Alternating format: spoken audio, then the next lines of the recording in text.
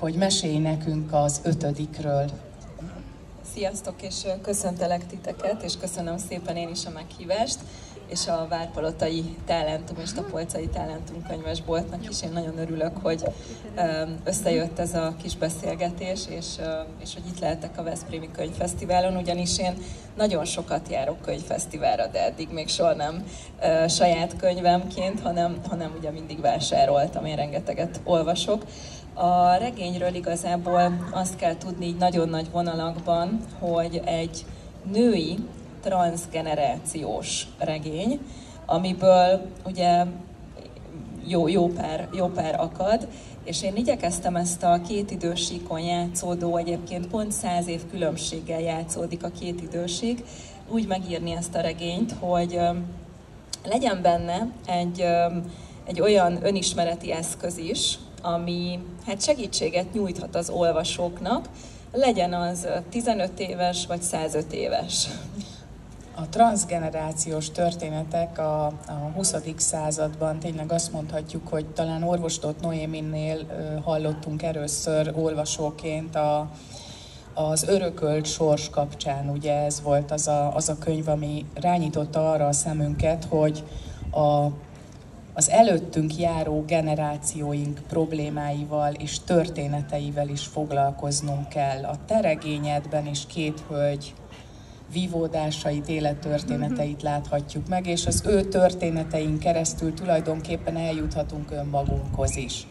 Én tudom rólad azt, hogy te nem csak az írással segíted a hölgyeket, hanem minden más egyébbel.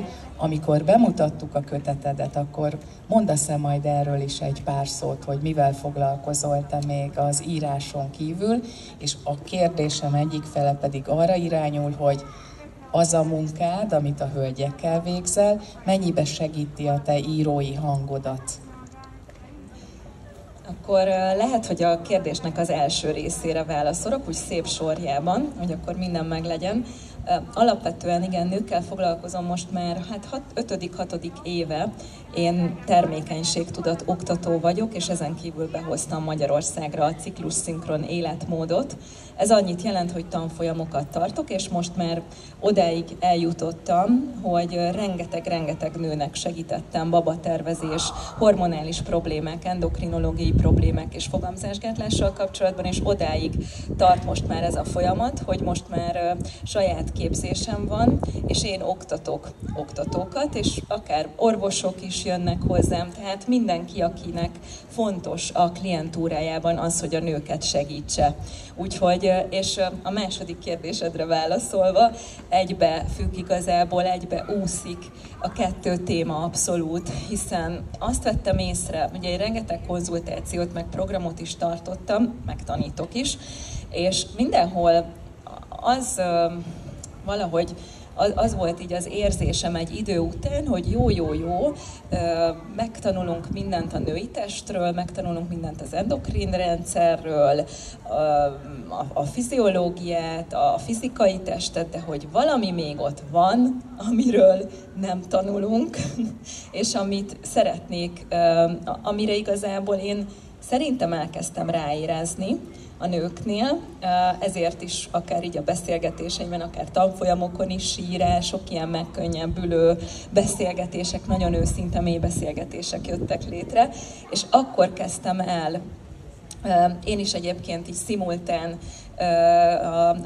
saját utam miatt az önismerettel foglalkozni, pszichológus, családállítás, stb. És ahogy összefonódott ez a két dolog, az én ösvényem és a vendégeimnek az útja, így kialakult az, hogy én, bár nem vagyok pszichológus, egyébként szerettem volna nagyon oda is felvételizni, de végül nem az lettem, és akkor egy ilyen formában gondoltam, hogy akár tudnék segíteni a nem megfoghatóval is a nőknek a nők útját. Amikor a segítő szakmákról beszélünk, akkor mindig felmerül az emberben, hogy vajon megterhelődik-e a segítőnek a lelke. És amikor megterhelődik a segítő lelke, akkor mi az ő gyógyítási mechanizmusa, mi az, amihez nyúl? Neked az írás az egy az egy ventilálás is egyben, vagy annyira szerettél volna történetet elmesélni, hogy így jött az írás? Hát most azt kérdezett tőlem, hogy a tyúk volt előbbre, vagy a tojás. Hát erre nem biztos, hogy fogok tudni válaszolni, hogyha őszintén belegondolok, mert hogy ez a kettő együtt létezik, és egyébként én gyerekkorom óta már verseket, novellákat is írtam, szavalóverseny, mesemondóverseny, tehát minden, ami a szavakkal, a beszéddel, az írással kapcsolatos, az nekem ott volt, ennek a szeretete, az olvasás, minden ilyesmi, és mellette pedig az is, hogy valahol én feltöltődök egyébként az írásban, ugyanakkor hát ventilálok is, de úgy, hogy szerintem olyan rétegeket tudok, nem tudom, olyan transzcendens rétegeket tudok szerintem megjeleníteni az oldalakon, amivel aztán azt érzi az olvasó, hogy hát nekem is van egy ilyen az életemben, én ehhez tudok csatlakozni, én ahhoz tudok. Szóval, hogy ez nem csak ventilálás, hanem egyfajta ráérzés, egy ilyen tudattalan, kollektív tudattalanra ráérzés. Én így hívom a női kollektív tudattalanra, és inkább azt hozom így felszínre, hogy lányok, nők, foglalkozzunk ezzel is. Tehát tulajdonképpen úgy működsz, mint a családállítás módszere. Hogy ez nagyon jó példa egyébként. Hogy tényleg úgy oldott fel az emberekben ezt a transzgenerációs sokkot, hogyha beszélhetünk így, hogy egy transzgenerációs sokkról a mai napig úgy beszélgetünk, hogy tegnap volt itt egy nagyon kedves szerzőpáros, akik Bakony Szűcs történetét olvasták, illetve írták, és aztán tárták elénk, és ott is ugye egy olyan zárt közösségről beszélünk, ami egy kis falun belül egy olyan teret képzelj el, ahol betelepített, Szlovákiából betelepített emberek és svábok élnek. Tehát az egyik transport jön, a másik megy. És ugye az évek alatt, hogy miről beszélhetnek, miről nem beszélhetnek. És tegnap Márkusné Vörös Hajnalka, a Veszprém megyei Honismerete Egyesület elnökasszonya beszélgetett ezzel a két fiatallal, és elképesztőnek tartom, hogy te is egy fiatal, gyönyörű hölgy vagy, aki egy ilyen nehéz történettel foglalkozik, hogy mitől érezted azt, hogy fel kell oldani azt az évszázados lerakódott gátat, hiszen a regényedből kiderül, hogy 100 évet ölel fel ez a történet. Tehát Róza és Katus története 100 évet ölel fel, hogy miért érezted azt, hogy érdemes és ránk is hatással van 100 év feloldatlan története. Igen, ebben most jól belekérdeztél, úgyhogy köszönöm szépen. Valóban egy nagyon-nagyon mély és nagyon szokatlan téma talán, igen, tehát hogy nem egy megszokott téma. Nekem a saját utam, a saját családi történetem szerintem mindenkinek van, ugye akár ami a regénynek az ismertetőjébe is szerepel, lappang egy titok, aminek ugye sokszoros ereje van a családban, hogyha valamit titokban tartunk, vagy ugye te is, ahogy említetted, hogy nem szabad erről beszélni, vagy meg van határozva, hogy miről szabad és miről nem, és az én saját történetem teljesen ez. Tehát amikor ugye azt szokták mondani, hogy amikor már annyira feszít belülről valami, hogy azt most már meg szeretnéd oldani. Na, akkor fordul az ember pszichológushoz, önismeretre, bármilyen ilyen ösvényre, fejlődési útra, és ugyanakkor pedig ez volt természetesen a legerősebb, de az is, hogy én rengeteg olyan nővel beszélgetek, tényleg több száz, most már több ezer nő is van, aki nem tud teherbe esni, vagy aki mondjuk fél tőle, és azért nem tud, vagy akinek mondjuk párkapcsolati nehézsége van, és mondjuk azért, tehát hogy rengeteg olyan példa van, ami aztán egy idő után ismétlődik, mint a fogaskerék. És akkor nekem is vannak hasonló, vagy voltak hasonló dolgok az életemben, és akkor úgy voltam vele, hogy hát ezzel mindenféleképpen foglalkozni kell, és ezzel én nem vagyok elég, ha egyedül foglalkozom, és valahol ott volt bennem, hogy ezt hogy lehetne terjeszteni, hogy gyógyítsuk így az összes nőt. És hát így a regényes formát találtam a legjobbnak a kézről kézre terjedés miatt. Említetted, hogy a regényed több szálon játszódik, ugye, és több helyszínen is ezáltal. Mondtad, hogy van Veszprém megyei kötődése. Mesélnél nekünk erről? Igen, bár még csak Budapesten voltam, meg Várpalotán a regénnyel kapcsolatban, és most itt Veszprémben, de hogy nagyon érdekes, mert Tapolcán kezdődik, bocsánat, Sümegen, úgy beszélek, mintha nem olvastam volna. Sümegen kezdődik a regény. Nem írta volna. 1900, pedig nagyon sokszor olvastam. 1906-ba kezdődik Sümegen, és aztán utána az egyik főhős felkerül Budapestre, és akkor már 1916 van ugye az első világháborúnak ugye a megtépázott közepe, és aztán utána pedig az utolsó forduló után pedig a tapolcai sík is belekerül, úgyhogy egymásba fonódva kerülnek, de hogy ugye Budapesten játszódik a legtöbb, de abszolút Sümegről indul és Tapolcán végződik. Igen. Amikor írod a regényedet, vagy írtad a regényedet, akkor a helyszíneket, tehát végeztél egy kutató munkát, az akkori Sümeg, hogy nézhetett ki, hova mehetett a főhősöd, az akkori Tapolca, hogy milyen volt mondjuk Budapestre felkerülni egy kis településről, tehát hogy jött ez a történetalkotás. Tehát én mindig csodálom azokat, akik írnak, és azt érzem, hogy nem tévednek, tehát hogy olyan a szoba belseje, olyan a ruházat, tehát hogy kell elképzelni a te írói világodat, hogy alkottad meg ezt a kört? Hát olyankor, amikor írok, akkor benne élek amúgy én is a történetben. Ez egy nagyon megszállott állapot, nem mindig kellemes egyébként. De hogy azt tudni kell mindenkinek, hogy én így a saját női vonalamnak a történetét írtam, tehát a múlt idősik ilyen Katus, ő az én ükanyám iklette Vilma, szóval nekem ilyen szempontból könnyebb volt, de abszolút végeztem kutatómunkát természetesen. Az 1916-os sümegi, budapesti térképeket néztem, jártam a könyvtárat, lementünk Sümegre, Tapolcára. Egyébként Sümegen pont van egy róza cukrászda, és nem is hittem el, hogy ez mennyire egybevág így a történettel, pedig én azt akkor már megírtam, és rengeteg ilyen összefüggés van egyébként így a történetben, de hogy amikor én a történetet szövöm, akkor én abszolút történelmileg és földrajzilag mindent igyekszem helyesen írni, sőt olyannyira, hogy az első pár fejezetnél, amikor én írtam az 1916-os idősíkot, leírtam, nekem a hold a könyvben, ugye mint női analógia nagyon fontos szerepet játszik, és egy holdciklus alatt játszódik le a múltban a történet, még nagyon sok apró részletre odafigyeltem, talán túlzottan is. És nagyon érdekes volt, mert amikor leírtam, hogy Pünkösd havának utolsó napja Újhold, írom, ugye elvitt teljesen így az érzés, belemerültem a történetbe, és akkor egyszer csak gondoltam, hogy jó, akkor most vegyük elő a Google-t, hogy hát mégiscsak legyen történelmileg helyes.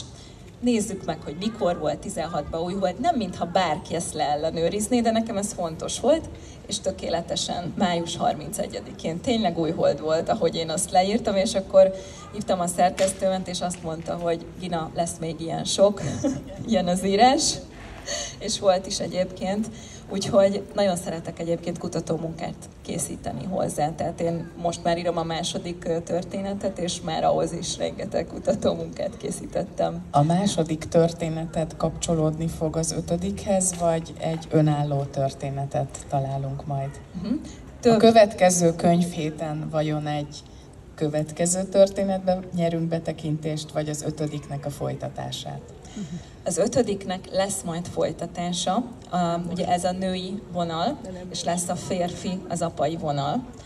Az is nagyon érdekes, mert azt már novellában megírtam 2013-ban, és ezt is így véletlenül találtam meg, de a második kötet az teljesen önálló történet lesz.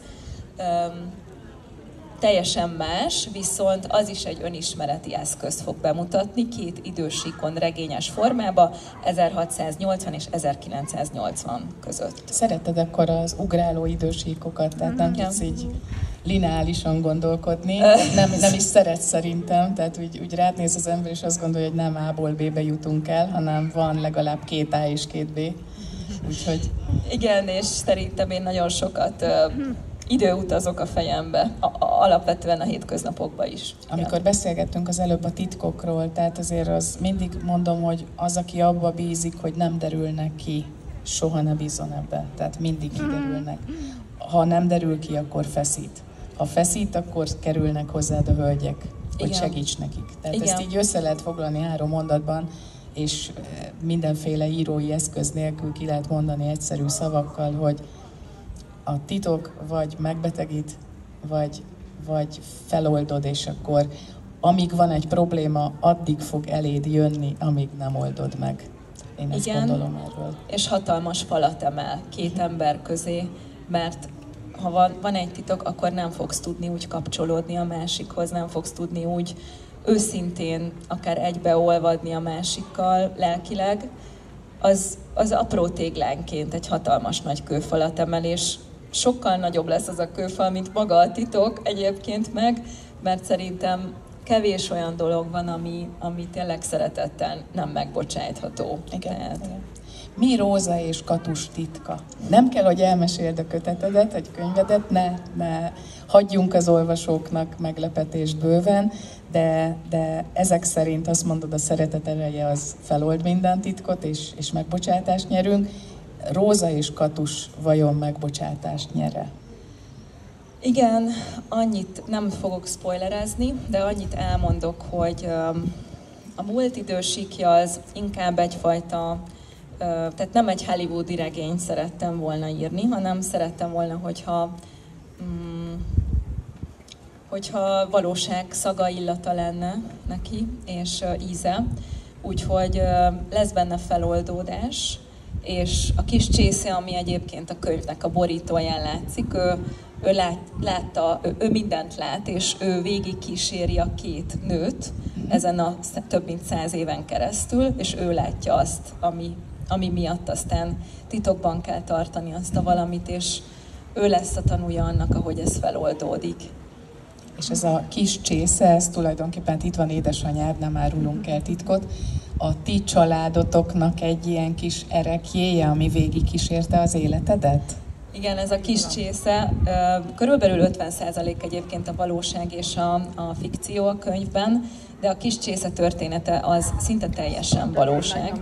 És én azt ilyen 20-valahány éves koromban kaptam először így a kezembe, erekjeként az üveg mögül kellett nézegetni állandóan, soha meg nem foghatta senki. Itt a nagymama szobákban, ugye, hogy bemehettünk, de nem nyúlhattál semmihez, ez az a történet. Én nem tudom, hogyha nagymamák leszünk, vagy ők mamák, hogy lesz-e ilyen szobánk, hogy nem nyúlhatunk semmihez, de én tartok tőle, hogy mindenkinek van egy ilyen helye, ahova nem szereti. Igen, és már csak akkor osztod meg, amikor már tartod annyira felnőttnek a másikat, és felelősségteljesnek, hogy ezt a kis csészét akár csak a kezébe is add, és megbízol benne. De hogy ez az ükanyám csészéje, aki egyébként 1888-ban született, és ez maradt meg egyedül tőle. Úgyhogy ez az erekény. Kicsit arra kérlek a családodról, a különleges neved azért elárulja, hogy nem egy mindennapi családtörténettel van dolgunk, és nagyon szeretném, hogyha a veszprémi közönség is megismerne téged a női mi voltadban is, az írói mi voltadban is, akár a családi ereklyét kapcsán is, hogy mesélj kicsit magadról. Ki ez a segítőnő? Ki ez az írónő? Igen, ez az írónő, ez igazából a családom, tehát nekem ugye az apai ágam, ők a görög polgárháborúba jöttek Magyarországra. Egyébként a férfi oldal az ott is fog majd játszódni, tehát az is ilyen több idősíkon játszódó történet lesz, de hogy én ki vagyok, én nagyon sokáig kerestem az utam, én nagyon nem találtam az utam 31-2 éves koromig, és most vagyok 38 éves, és aztán csak addig nézegettem ide-oda magam körül, hogy aztán így rájöttem, hogy igazából azzal kell foglalkoznom, amiben a legjobb vagyok, és én voltam egyébként évekig pénzügyi asszisztens voltam egy amerikai filmjogokkal foglalkozó cégnél, és a konyhába adtam tanácsokat az embereknek. Hogy hova menjenek edzeni, hogy mit tegyenek, lelki beszélgetések, mindenféle útravalók, és már a csoportvezetőm is mindig mosolygott rajtam, de egyébként neki is adtam tanácsokat, és tényleg szerintem mindenki úgy tudja megtalálni az útját, hogyha azt csinálja, és azt erősíti, amiben a legjobb, és ami szívből jön. Tényleg ez vagyok én, hogy megpróbáltam arra az útra lépni, ami nekem szívből jön. Nem mondom, hogy egyszerű volt az elején, mert anyukám azt mondta, hogy nem baj, ott hagyod a jó kis állásodat, ami megbecsült, de majd egy évig kipróbálod magad, aztán max elmész angol tanítani, mert hogy egyébként abszolút angoltanának készültem. Hát nem baj, akkor majd lesz valahogy. És hát akkor végül így lett. Úgyhogy... Hát ha visszamegyünk 100 évet, ugye akkor egy akkori anyuka mit tanácsolt volna, hogy majd jól férjhez mész, és akkor semmi nem lesz. Hála Isten, ma már nem itt tartunk. Mesélj nekünk Rózáról és Katusról egy kicsit. Igen, Róza és Katus. Nagyon érdekes történetük van, hiszen ugye Róza az 5., ugye azért is az 5. a címe a történetnek, Katust követően, és hogy azt mondják, hogy hetedíziglen mögötted, hetedíziglen előtted ismétlődnek a minták, vagy öröklődnek a sorsok akár. És azt kell tudni, hogy ebben a családban minden nő találkozott egymással, kivéve Rózát és Katust. Ők sosem találkoztak egymással, és ez adja meg a történetnek a fűszerét, hiszen Róza egy nagyon nyitott, sokszor egyébként félő is attól, hogy mit tud meg, viszont annyira bátor, és annyira elszánt, hogy szülésznőként dolgozik, és 2021-ben egy klinikán, és annyira elszánt, hogy ő szeretne mindenről beszélni, mindenkivel. És ugye előtte nem volt... Emlékeztet rád. Igen, abszolút, és előtte ez nem volt módi a családban. Katusról pedig azt kell tudni, hogy ő egy nagyon karakán, korábban nagyon-nagyon különcnek számító nő, aki úgy tudott egyedülálló nővé válni, hogy nem egy férfitól függ. Ugye akkor még a nők nem is szavazhattak, tehát 1919 óta szavaznak a nők Magyarországon, 16-ban még erről szó sem volt. Ezért is haragszom, mikor nem mennek el. Igen. És Katus pedig ő bábaként dolgozik. És hát ugye ez okból a szülésznő és a bába nagyon-nagyon hasonló foglalkozás, és ugye mind a ketten egyedülálló nők, és nagyon-nagyon hasonló dolgok is történnek velük. És aztán ez a kis csésze összehozza az ő történetüket. Róza elkezdi Róza mamával felgöngyölíteni, ugye ő az összekötő kapocs, aki Katusnak az unokája, Rózának pedig a nagymamája. És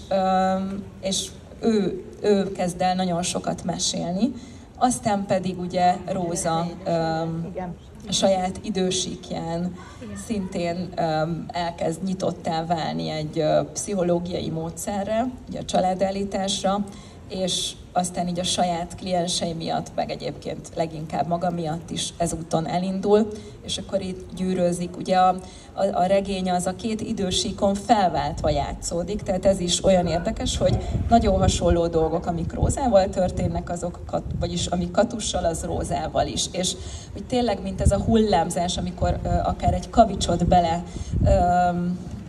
dobunk a tengerbe, akkor aztán annak ugye lehet, hogy 100 év már nagyon sok időnek számít, de eléri azt, amit el kell, és fodrozódik még 100 év után is ugyanaz a történet, mint ami a múltban megtörtént. Én nagyon szépen köszönöm, hogy bemutattad ezt a két kiváló hölgyet, én pedig megköszönöm Kilián